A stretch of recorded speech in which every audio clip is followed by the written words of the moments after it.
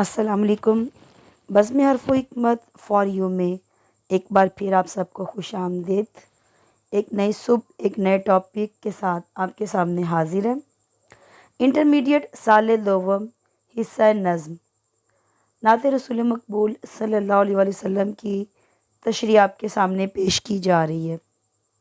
یاد رہے کہ نئے سلیبس کے مطابق ابھی تک ہیلپنگ بکس وغیرہ مارکیٹ میں نہیں آئی، لہٰذا آپ اس موقع کو غنیمت جانیں اور توجہ کے ساتھ لیکچر کو سنیں اور یاد کرنے کی کوشش کیجیے۔ آج انٹرمیڈیٹ پارٹ 2 میں افتخار حسین عارف کی لکھی ہوئی نعت آپ کے سامنے پیش کی جائے گی۔ اس سے پہلے آپ کا تعارف، حالات زندگی، انداز اسلوب، فکر و فن اور نعت مبارکہ کے پہلے شعر کی تفصیل آپ کے سامنے بیان کی جائے گی۔ جدید اردو شاعری کے درخشندہ ستارے کی زندگی اور ادبی خدمات کا جائزہ لیتے ہیں۔ آپ کی تاریخ اور مقام پیدائش کیا ہے؟ 21 مارچ 1943 کو لکھنؤ، ہندوستان کے علمی و ادبی ماحول میں پیدا ہوئے۔ اور آپ کا تعلیمی پس منظر کیا ہے؟ لکھنؤ یونیورسٹی سے عمرانیات میں یعنی سوشیالوجی میں ایم اے کیا۔ لکھنوی تہذیب اور زبان کی چاشنی ان کی شخصیت کا حصہ بنی۔ 1965 میں پاکستان ہجرت کی اور کراچی کو اپنا مسکن بنایا۔ یہاں ریڈیو، ٹیلی ویژن، اخبارات اور پی ٹی وی سے وابستہ رہے۔ مشہور کوئز پروگرام کسوٹی سے ملک گیر شہرت حاصل کی۔ اردو مرکز لندن، مقتدرہ قومی زبان اور اکادمی ادبیات پاکستان کے سربراہ کے طور پر گراں قدر خدمات سر انجام دی۔ آپ کے اعزازات میں کیا کیا ہے؟ صدارتی اعزاز برائے حسن کارکردگی اور ستارہ امتیاز سے آپ کو نوازا گیا۔ آپ کا انداز اسلوب اور لحن کیسا تھا؟ یاد رہے کہ افتخار عارف کے اسلوب کی سب سے بڑی خصوصیت کلاسیکی رکھ رکھاؤ اور جدید فکری آگاہی کا خوبصورت امتزاج ہے۔ ان کی زبان میں لکھنؤ کی شائستگی اور صفائی نمایاں ہے۔ ان کا لحن و وقار تمکنت اور متانت سے بھرپور ہے۔ وہ کم الفاظ میں گہرے مفاہیم ادا کرنے کا ملکہ رکھتے ہیں، جس میں علامتی اور استعاراتی نظام کو کلیدی حیثیت حاصل ہے۔ افتخار عارف کا فکر و فن اور آپ کے شاعری کے موضوعات کیا ہے؟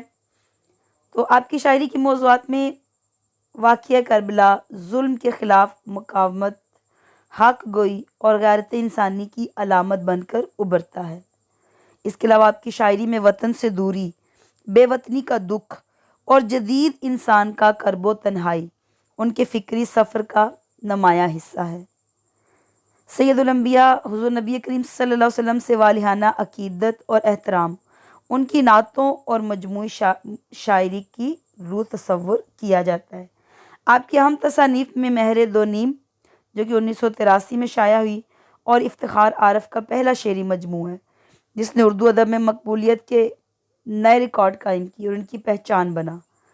اس کے علاوہ حرف بازیاب 1994 میں پبلش ہوا، جو کہ آپ کا دوسرا مارکۃ الآراء مجموعہ کلام ہے، جو ان کی فکری پختگی اور صوفیانہ و نعتیہ رنگ کا شاہکار ہے۔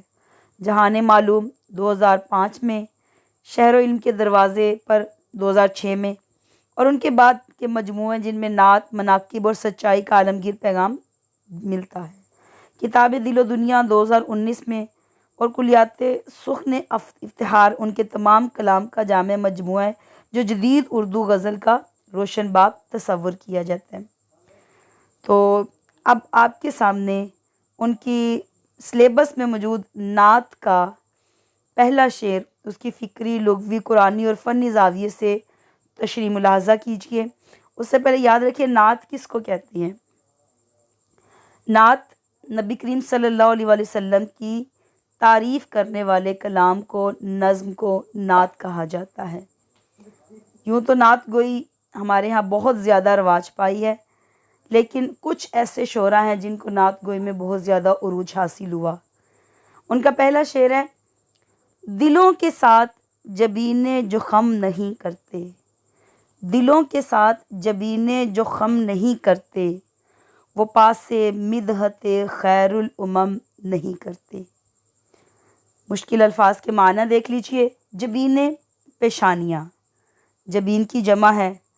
خم کرنا مراد جھکا دینا، عاجزی اختیار کرنا، عاجزی کا اظہار کرنا۔ پاس لحاظ، پاسداری، احترام۔ مدحت تعریف و توصیف، ثنا خوانی کرنا۔ خیر الامم تمام امتوں میں سب سے افضل اور اعلیٰ۔ اب مفہوم دیکھ لیجئے اس کا۔ شاعر کہتے ہیں جو لوگ بارگاہ رسالت مآب صلی اللہ علیہ وسلم میں صرف ظاہری طور پر پیشانی نہیں جھکاتے بلکہ اپنے دلوں کو بھی کامل عقیدت و انقیاد کے ساتھ خم نہیں کرتے، وہ در حقیقت مدحت مصطفیٰ صلی اللہ علیہ وسلم کے قدسی ادب اور حق کا احترام ادا نہیں کر سکتے۔ یعنی جو دل کے ساتھ ساتھ جو اپنی ماتھے کو بھی نبی کریم صلی اللہ علیہ وسلم کی بارگاہ میں خم نہیں کرتے، یعنی آپ ان کے دلوں میں عقیدت نہیں ہے، تب تک کوئی بھی جو ہے وہ نعت نہیں لکھ سکتا۔ یہ شعر افتخار عارف کی مشہور زمانہ نعت کا مطلع ہے۔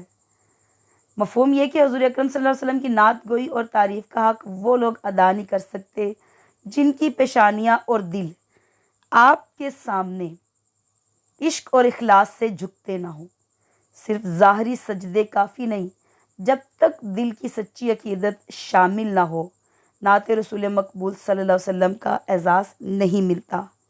جیسا کہ علامہ اقبال بھی کہتے ہیں نا: شوق تیرا اگر نہ ہو میری نماز کا امام، میرے قیام بھی حجاب، میرے سجود بھی حجاب۔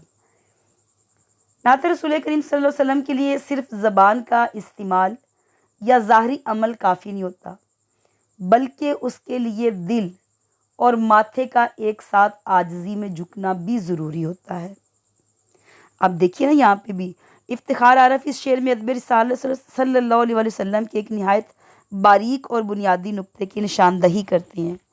نعت گوئی یا مدحت رسول اکرم صلی اللہ علیہ وسلم محض الفاظ کا جوڑ توڑ یا محض ظاہری سجود و اطاعت کا نام نہیں ہے۔ شاعر کہتے ہیں نا: مجھ میں ان کی ثنا کا سلیقہ کہا، وہ شہ دو جہاں وہ کہاں میں کہاں، ان کا مدح سرا خالق اینوا، وہ رسول زماں وہ کہاں میں کہاں۔ اور شاعر کتنے ہی شاعر جنہوں نے نبی کریم صلی اللہ علیہ وسلم کی اوصاف میں، کمالات میں مدحت کی ہے، لیکن شاعر کہتا ہے کہ زندگیاں ختم ہوئیں اور قلم ٹوٹ گئے، زندگیاں ختم ہوئیں اور قلم ٹوٹ گئے، ان کے اوصاف کا ایک باب بھی پورا نہ ہوا۔ اور شاعر کہتا ہے کہ مصطفیٰ مجتبیٰ تیری مدح و ثنا، میرے بس میں نہیں دسترس میں نہیں، دل کو ہمت نہیں لب کو یارا نہیں، تجھ سا کوئی نہیں، تجھ سا کوئی نہیں۔ یاد رکھیں جب تک انسان کا دل خلوص، عجز اور کامل تسلیم کے ساتھ بارگاہ مصطفیٰ صلی اللہ علیہ وآلہ وسلم میں نہ جھکے، تب تک اس کی پیشانی کا جھکنا یا زبان سے مدحت کے الفاظ کا ادا ہونا بے معنی ہے۔ کیونکہ اعلیٰ حضرت امام محمد رضا خان بھی فرماتا ہے: سرور کہوں کہ مالک و مولا کہوں تجھے، باغ خلیل کا گل زیبا کہوں تجھے، اللہ رے تیری جسم منور کی تابشیں، اے جانے جاں میں جانے تجلی کہوں تجھے، لیکن رضا نے ختم سخن اس پہ کر دیا، خالق کا بندہ خلق کا آقا کہوں تجھے۔ اور پھر ایک شعر میں شاعر کہتے ہیں کہ بھلے ممکن ہو دنیا میں قدم زد آسماں کرنا، مگر ممکن نہیں اوصاف احمد کو بیان کرنا، کیونکہ اوصاف احمد کو کبھی بیان ختم ہی نہیں کر سکتے۔ نبی کریم صلی اللہ علیہ وسلم کے زمانے سے ہی نہیں بلکہ آپ کی پیدائش سے پہلے کتنے ہی عرب کے شعراء نے نبی کریم صلی اللہ علیہ وسلم کی بارگاہ میں ہدیہ عقیدت پیش کرتے ہوئے قصائد لکھے، اور پھر آپ کی دور اور اس کے بعد سے اب تک کتنوں نے نبی کریم صلی اللہ علیہ وسلم کے لیے قلم فرسائی کی۔ اور یہ نعت جو ہے، اس سے حب رسول میں اضافہ ہوتا ہے، ایمان میں تازگی آتی ہے، خیالوں میں شادابی پیدا ہوتی ہے، اور دل و دماغ میں روحانی سرور کی لہریں سی دوڑنے لگ جاتی ہے۔ نعت کہنے یا پڑھنے کے لیے حضور اکرم صلی اللہ علیہ وسلم کی سچی محبت، سیرت اور سنت کا درست علم اور شرعی حدود کا لحاظ رکھنا سب سے زیادہ ضروری ہے۔ کلام میں غلو یا مبالغہ رائی سے بچنا اور آپ کے بشر و رسول ہونے کے اسلامی مقام کو برقرار رکھنا لازمی ہے۔ گویا نعت لکھنے کے لیے حضور صلی اللہ علیہ وسلم کی ذات کے ساتھ قلبی محبت اور ادب کا ہونا ضروری ہے۔ قرآن و سنت اور سیرت طیبہ کا صحیح مطالعہ ہو تاکہ کوئی غلط یا من گھڑت واقعہ بیان نہ ہو سکے۔ اس کے علاوہ الوہیت اور رسالت کے فرق کو ملحوظ رکھنا بھی ضروری ہے تاکہ شرک یا غلو پر مبنی الفاظ سے گریز کیا جا سکے۔ شائستہ، پاکیزہ اور معیاری الفاظ کا استعمال ہو جو نعت کے تقدس کے شایان شان ہو۔ یاد رکھیں، یہاں پہ شاعر کہتے ہیں کہ پاسے جب تک ہماری جبینیں حضور علیہ الصلوۃ والسلام کی بارگاہ میں خم نہ ہو، تب تک پاسے مدحت خیر الامم ممکن نہیں ہو سکتا۔ یعنی تب تک خیر الامم سے کیا مراد ہے؟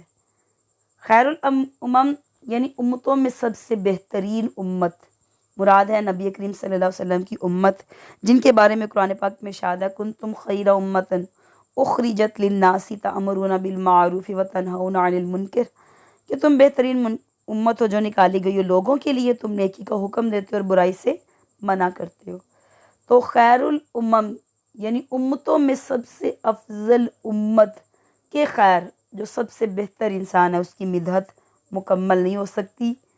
لہٰذا ادب کا تقاضا یہی ہے کہ انسان کا ظاہر اور باطن دونوں حضور صلی اللہ علیہ وسلم کی عظمت کے سامنے سر نگوں ہو۔ آپ قرآنی حوالہ بھی دیکھ لیں، قرآن پاک میں یوں تو بے تحاشا بلکہ پورا قرآن آپ صلی اللہ علیہ وسلم کی مدحت بیان کرتا ہے۔ شاعر کہتا ہے اے رضا خود صاحب قرآن ہے، مدح ہے حضور، تجھ سے کب ممکن ہو پھر مدحت رسول اللہ کی۔